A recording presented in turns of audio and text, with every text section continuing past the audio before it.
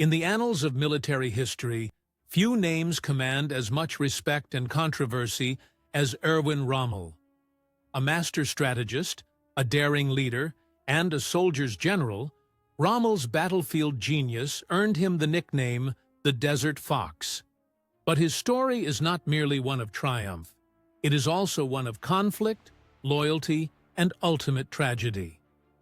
Join us as we embark on an in-depth journey through the life of Erwin Rommel, from his early years as a promising young officer in World War I to his rise as one of the most feared and respected generals of World War II. We will explore the brilliant tactics that made him a legend, the battles that defined his career, and the fateful choices that led to his demise. Through first-hand accounts, historical records, and expert analysis, we will bring Rommel's story to life like never before. Born on November 15, 1891, in Heidenheim, Germany, Erwin Rommel grew up in a disciplined yet supportive environment. Unlike many of his contemporaries, he was not born into an aristocratic military family.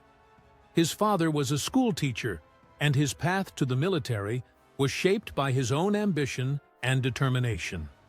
Rommel's early years were marked by an interest in engineering and a keen analytical mind, traits that would later serve him well on the battlefield. When World War I erupted in 1914, Rommel joined the Württemberg Infantry Regiment. It was in the trenches of France and the rugged mountains of Italy that he demonstrated an extraordinary ability to adapt, outthink, and outmaneuver his enemies. One of his most notable achievements during the war was his leadership in the Battle of Caporetto in 1917, where he led a small unit in capturing thousands of Italian soldiers with minimal casualties.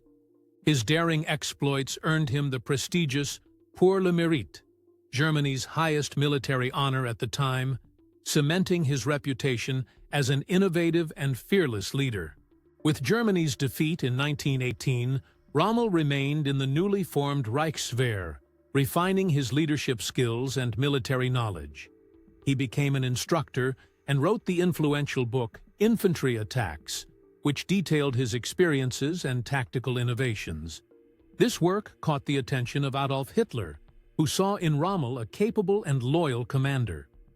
When World War II began in 1939, Rommel was appointed commander of Hitler's personal security unit during the invasion of Poland.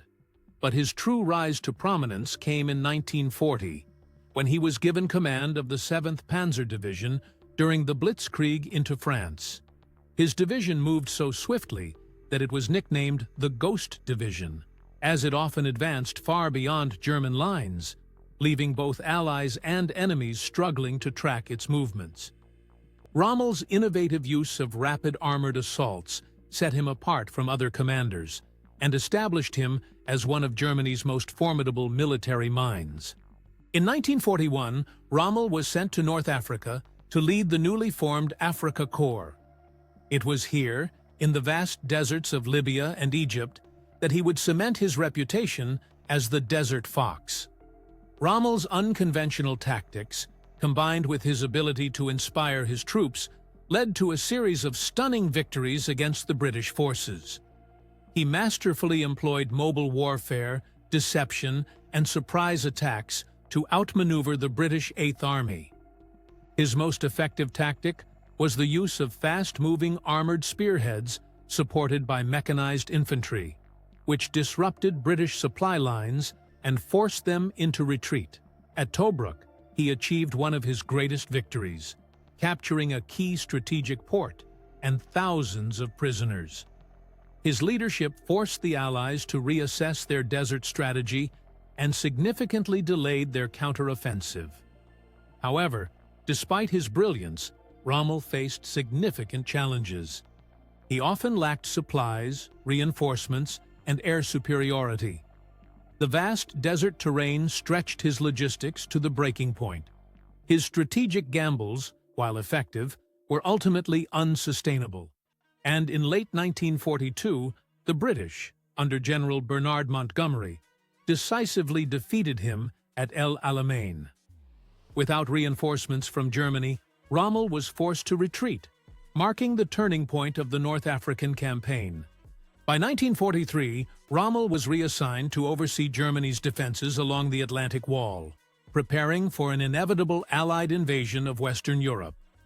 Unlike many in the Nazi high command, Rommel recognized that the best chance of repelling an invasion was to defeat the Allies at the beaches. He advocated for heavily fortified coastal defenses and strategic use of mobile reserves to launch immediate counterattacks. Rommel worked tirelessly to bolster defenses, installing tank traps, landmines, and obstacles along the French coastline. He also pushed for panzer divisions to be stationed closer to the beaches, arguing that if the Allies established a foothold, it would be impossible to dislodge them. However, his strategies were undermined by Hitler's insistence on keeping key armored divisions under centralized command, delaying their deployment when the invasion came. When D-Day arrived on June 6, 1944, Rommel was away visiting his family. By the time he returned, the Allies had already gained a strong foothold. Despite his best efforts to organize counterattacks, the German defenses were overwhelmed. The failure to stop the invasion marked another bitter defeat for Rommel, deepening his disillusionment with the Nazi leadership.